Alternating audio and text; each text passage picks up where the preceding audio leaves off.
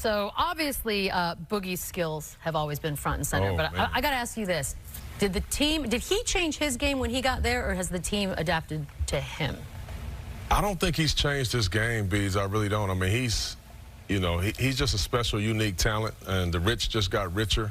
But they all just know how to play so well with one another. And I know Jalen's going to really like this tape because we're going to take it back to last year and this year, and I can show you he hasn't lost very much.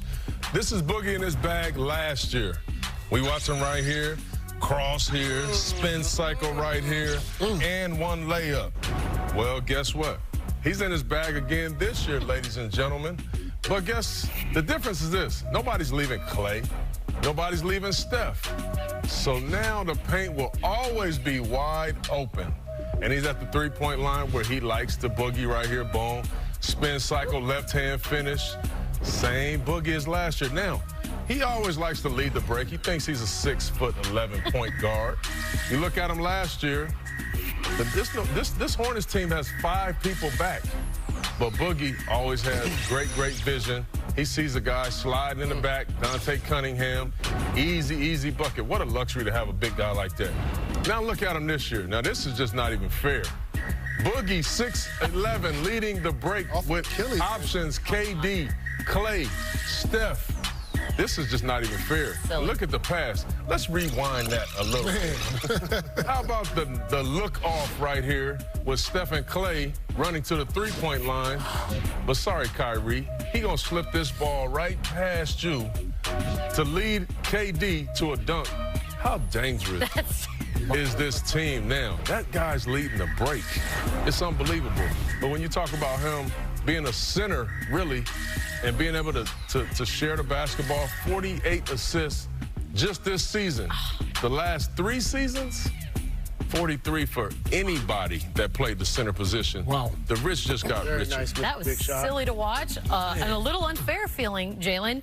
If you had to name the most overlooked element about what this Warriors team can do, what would it be? The ball has energy. Everybody feel good when they touch it.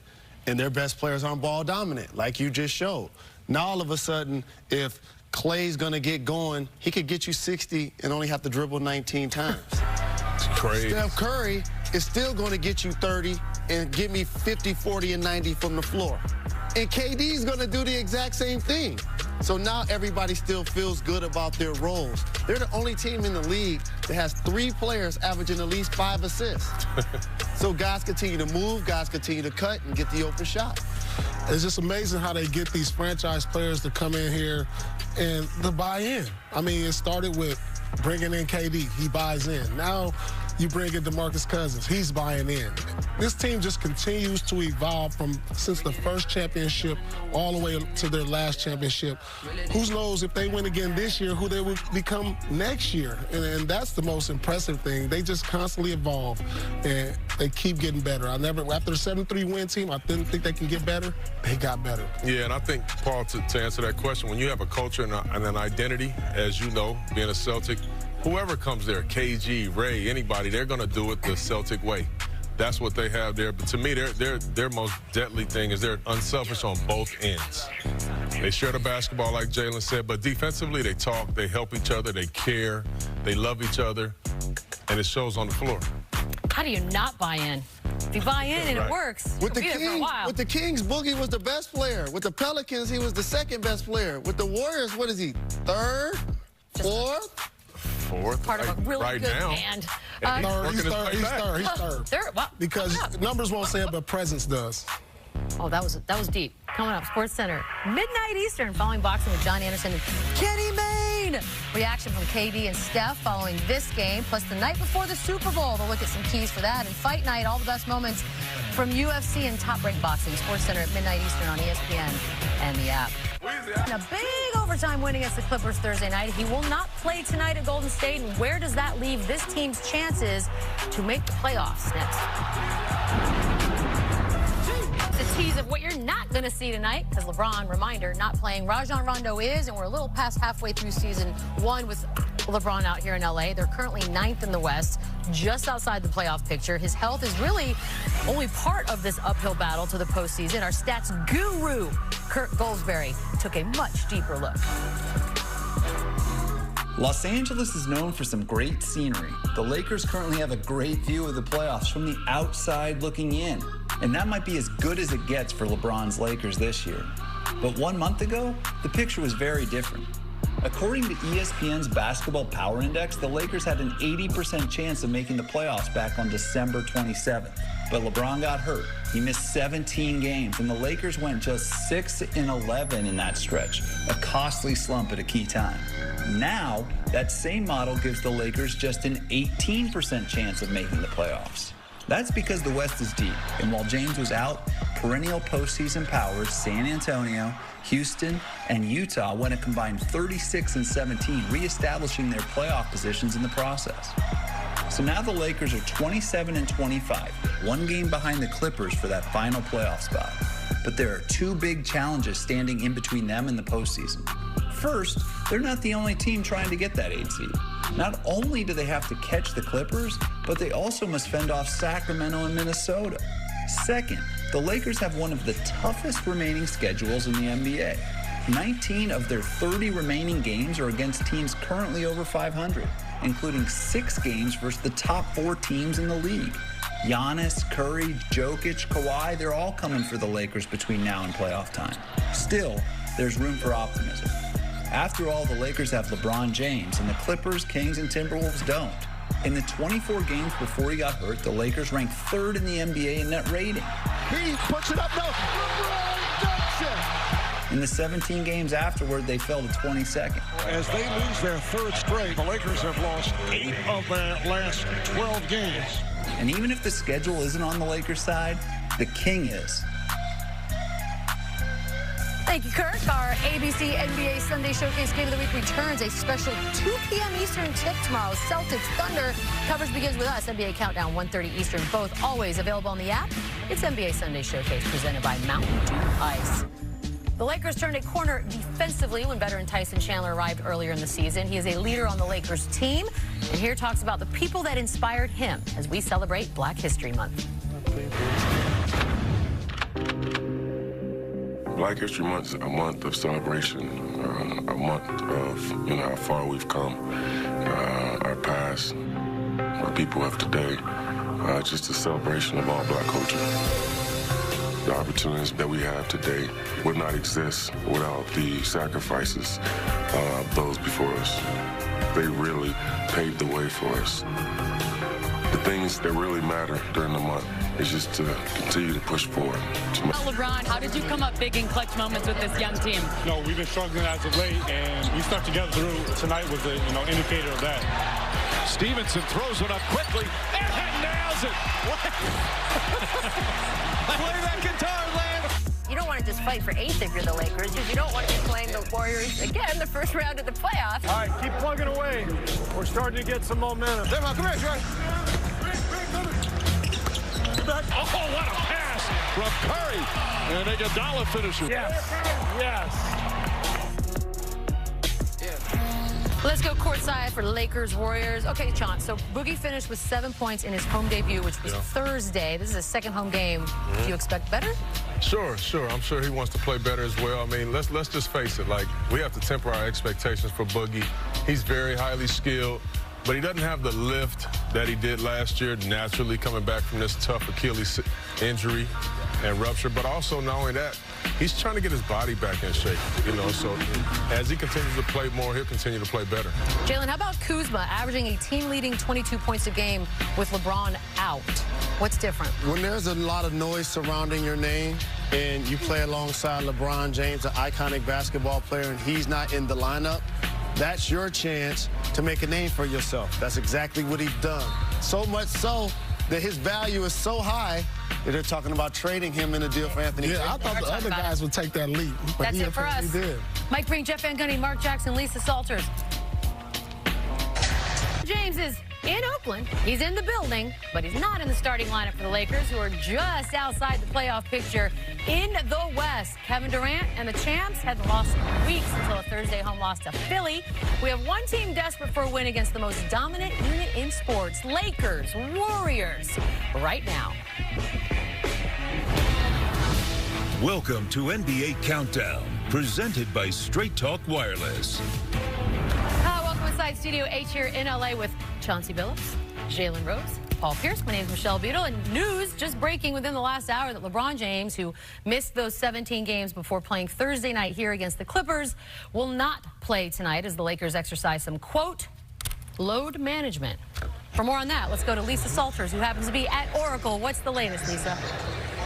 Hey, Michelle. Well, we just spoke to Lakers head coach Luke Walton, and he said he didn't find out that LeBron James was not going to be playing tonight until the bus ride over here to the arena. He said the game plan all along after Thursday's game, like you said, it was LeBron's first game back after missing the previous 17 games. The game plan all along was for LeBron to get here to Oakland, to go through his normal routine, to see how he felt, and then for the Lakers to make a smart decision from there. Apparently, LeBron has been experiencing some soreness after Thursday's overtime win over the Clippers. He played 40 minutes in that game.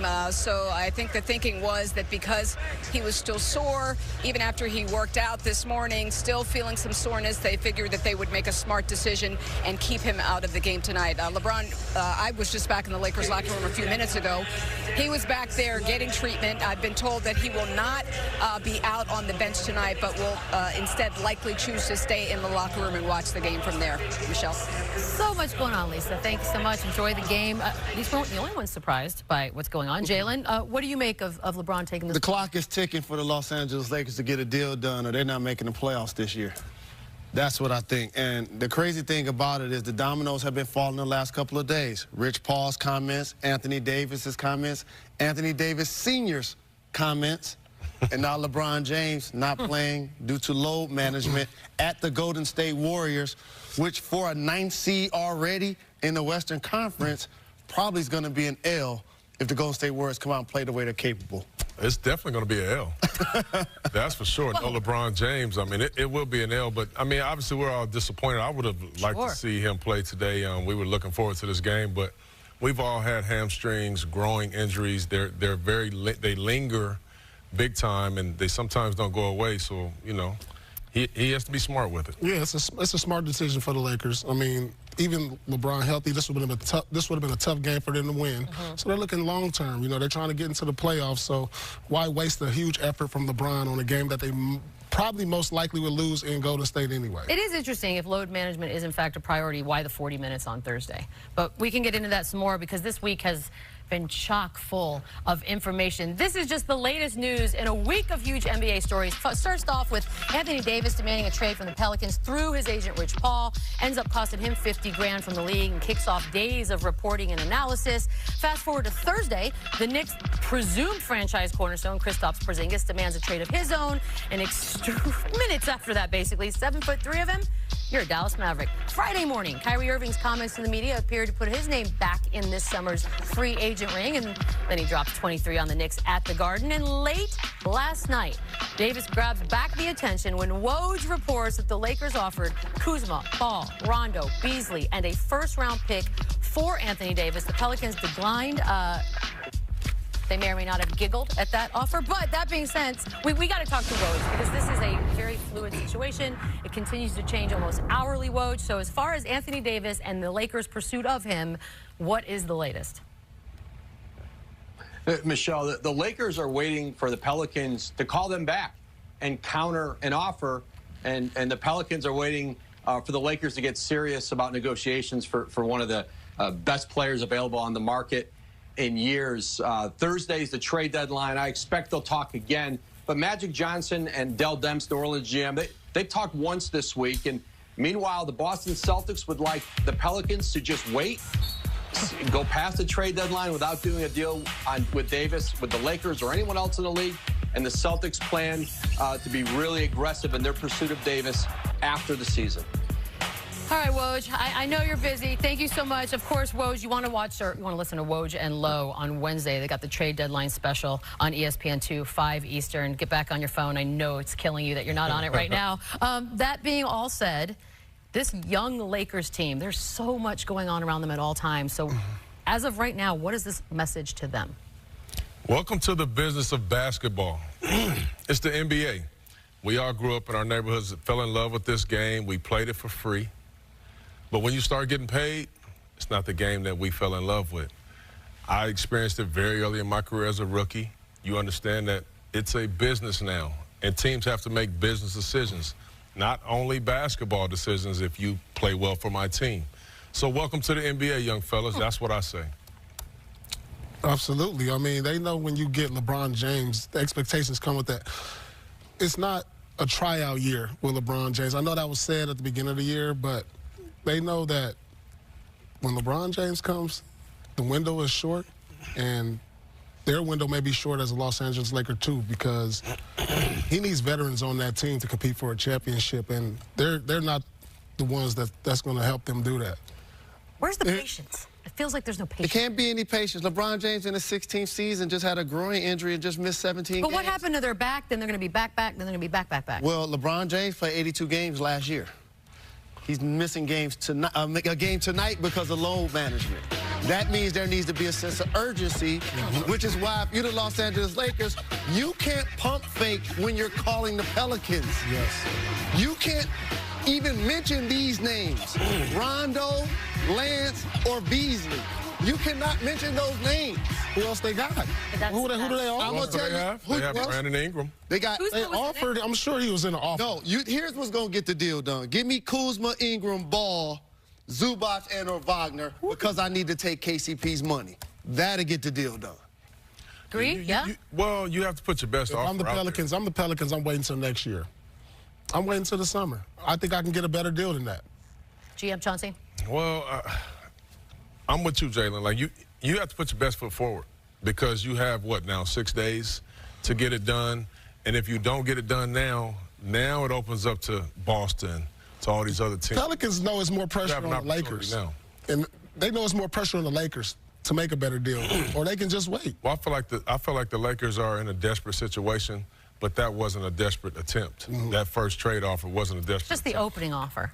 Yeah. Wait for a counter, but why mess around? Just go ahead and get it done. I think they're in the mood for any counters. Steph Curry, on the other hand, having one of the best seasons of all time shooting the basketball. Golden State's won 11 of 12. Is this the best Warriors team of their current dynasty? And then, let's not forget, DeMarcus Cousins. Boogie! A star long before he joined the Warriors. Chauncey makes us a lot smarter about Golden State adjusting to their latest all-star caliber piece.